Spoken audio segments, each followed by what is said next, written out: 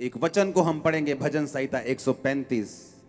क्वायर में सिंगर्स में से उसको पूरा पढ़ेंगे हम, पूरा भजन संहिता 135 फुल पूरा बाप। यह की स्तुति करो, यहोवा के नाम की स्तुति करो। हे यहोवा के सेवकों, तुम स्तुति करो। तुम यो यहोवा के भवन में अर्थात हमारे परमेश्वर के भवन के आंगनों में खड़े रहते हो। यह की स्तुति करो क्योंकि यहोवा भला है। उसके नाम का भजन गाओ क्योंकि यह मनोहर है। यह ने तो याकूब को अपने लिए चुना है, अर्थात इस्राएल को अपना निज धन होने के लिए चुन लिया है। मैं तो जानता हूँ कि तू हमारा प्रभु यहोवा सब देवताओं में से महान है। जो कुछ यहोवा ने चाहा उसे उसने आकाश और पृथ्वी और समुद्र और सब गहरे स्थानों से किया है। वह पृथ्वी की शोर से कोहरे उठाता है और वर्षा के लिए बिजली बनाता है और पवन को अपने भंडार में से निकालता है। उसने मिस्र में क्या मनुष्य क्या पशु सबके पहलोठों को मार डाला। हे मिस्र, उसने तेरे बीच में फिरौन और सब कर्मचारियों के बीच चिन्ह और चमत्कार किए। उसने बहुत सी जातियां नष्ट की और सामर्थी राजाओं को अर्थात एमोरियों के राजा सिहोन को और वाशान के राजा ओग को और कनान के सब राजाओं को घात किया और उनके देश को बांटकर अपनी प्रजा इस्राएल का भाग होने के लिए दे दिया। हे यहोवा, तेरा नाम सदा स्थिर है। हे यहोवा, जिस नाम से तेरा स्मरण होता है वह पीढ़ी पीढ़ी बना रहेगा। यहोवा तो अपनी प्रजा का न्याय चुकाएगा और अपने दासों की दुर्दशा देकर तरस खाएगा। अन्य जातियों की मूर्तें सोना चांदी ही की हैं, हे मनुष्य की बनाई हुई हैं। उन्हें मुंह तो रहता है परंतु वह बोल नहीं सकती। उनके आंखें तो रहती हैं परंतु वह देख नहीं सकती। उनके कान तो रहते हैं परंतु वह सुन नहीं सकती। ना उनके कुछ भी सांस चलती है। जैसी वे हैं वैसे ही उनके बनाने वाले भी हैं और उन पर सब भरोसा रखने वाले भी वैसे ही हो जाएंगे। हे इस्राएल के घराने, यहोवा को धन्य कह। हे हारून के घराने, यहोवा को धन्य कह। हे लेवी के घराने, यहोवा को धन्य कह। हे यहोवा के डरवायों, यहोवा को धन्य कहो। यहोवा जो यरूशलेम में वास करता है और सियोन को धन्य कहा जावे।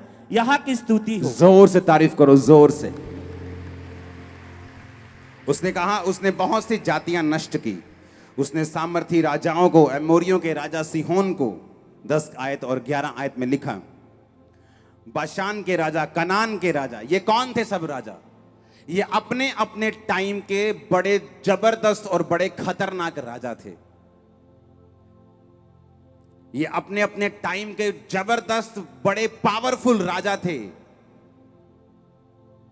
और कहते थे ये इजरायली, ये लेबर वाली कौम जो मिस्र में लेबरर्स थे, जो मिस्र में दिहाड़ी करने वाली कौम, ये दिहाड़ी करने वाली कौम हमें हराएगी। ये मिस्र में दिहाड़ी करने वाले लोग बाहर निकल आए हैं, ये हमें हराएंगे क्या? तो परमेश्वर ने कहा उसने जातियां, सामर्थी राजाओं को उनके द्वारा हरा दिया। तुम्हारे साथ अगर परमेश्वर है तो घबराना मत, वो बड़ों बड़ों को डाउन कर देगा तुम्हारे सामने। और कैसे मालूम होगा कोई जेन्युइन मैन ऑफ गॉड है और कोई नहीं? जब परख आएगी, जब सिचुएशंस आएंगी, जब विरोध होंगे, तब मालूम होगा। हम खड़े रहेंगे, चमकेंगे पहले से अधिक यीशु मसीह के सामर्थी नाम में। उसने कहा उसने सामर्थी राजाओं का नाश कर दिया। एमोरियों के राजा सिहोन, बाशान का राजा, कनान का राजा, ओग राजा जो था वो बड़ा जबरदस्त राजा था। कांपते थे दूसरे राजा इनसे। जिस राज्य को ये मारने की ठान लेते थे उसको मारकर छोड़ते थे, इतने खतरनाक ये राजा थे। और ये कौन थे? कुछ दिन पहले लेबर कर रहे थे मिस्र की। कोई ईंटें बना रहा था, कोई कुछ कर रहा था और परमेश्वर ने कहा निकल आओ, मेमने को खाओ और निकल आओ। मैं तुम्हारा परमेश्वर यहोवा हूं, मैं तुम्हें आजाद करूंगा। मैं तुमको कनान दूंगा, इन सब देशों के, इनकी सब जमीनों को तुम्हारे अधिकार में दे दूंगा। उसने कहा हम तो लेबरर्स हैं, हम तो छोटे हैं, हमारे तो देखो हम तो सूख चुके हैं लेबर कर कर, हमारे तो पिंजर निकले पड़े, कंकाल निकले पड़े। परमेश्वर ने कहा इसलिए मैंने तुमको चुना है, अपने बुलाए जाने को सोचो सोचो सोचो सोचो, तुमको क्यों बुलाया है? तुमको बड़ा करने के लिए बुलाया मेरी बहन, मेरे भाई। तुम ग्रेट होने के लिए बुलाए गए हो, ग्रेटेस्ट होने के लिए बुलाए गए हो। तुम उस परमेश्वर को नहीं मानते हो जिसे कीलों के साथ गाड़ कर रखना पड़े। तुम जिंदा परमेश्वर की संतान हो, जो हमारे आगे आगे चलता है और पीछे भी देखता है, हमारे दाएं बाएं भी चलता है। आमीन। तुम उस परमेश्वर की संतान हो। और बाइबल क्या कहती है? वचन में लिखा, उसने बहुत सी जातियों को नष्ट कर दिया। उसने एमोरियों के राजा सिहोन को, बाशान के राजा, कनान के राजा, ऐसे ऐसे राजा, ओग राजा जो बड़ा राजा था, उसने कहा ये लोग हमें मारेंगे। ये बशान का राजा ओग कहता था ये लेबरर हमें मारेंगे, ये दिहाड़ी करने वाले हमें मारेंगे। अरे हम तो जन्म से, हम तो पीढ़ियों से राजा हैं, हम तो पीढ़ियों से राज कर रहे हैं। हमारे रथों को देखो, हमारी तलवारों को देखो, तोपों को देखो, ये लोग हमें मारेंगे। परमेश्वर ने कहा अपने बुलाए जाने को सोचो, मैंने तुम्हें क्यों चुना? मैं बड़े बड़ों को तुम्हारे अधीन कर दूंगा, बड़े बड़ों पर तुमको जयवंत कर दूंगा यीशु मसीह के सामर्थ्य नाम में। ये परमेश्वर का प्लान पूरा होगा यहाँ पर, पंजाब में, इंडिया में, दुनिया में, जहां जहां खुदा के लोग रहते हैं। हालेलुया। क्योंकि हमारी लड़ाई शैतान के साथ है, हमारा किसी के साथ वैर नहीं। कोई 10 बार हमारा नाम लेके जो मर्जी बोले, हम आज भी उनके साथ प्यार करते हैं और करते रहेंगे।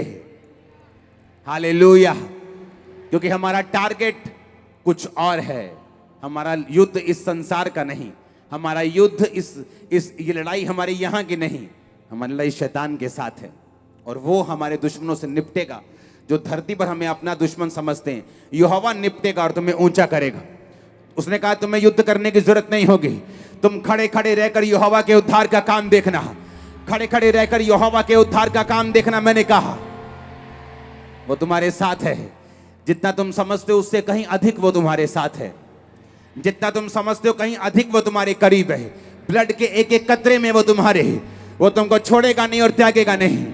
बड़े काम में आपके परिवारों के ऊपर होता हुआ देख रहा हूं, बड़े काम में आपके लाइफ के ऊपर होता हुआ देख रहा हूं, बड़े काम आपको बड़े देशों में जाके करता हुआ देख रहा हूं, आपके पासपोर्ट्स को ब्लेस होता हुआ देख रहा हूं, आपके लाइफ में काम होता हुआ देख रहा हूं, आपकी फैमिली को बपतिस्मा लेते हुए देख रहा हूं, आपके लड़कों को नशा छोड़ते हुए देख रहा हूं, आपकी लड़कियों को व्यभिचार छोड़ते हुए देख रहा हूं।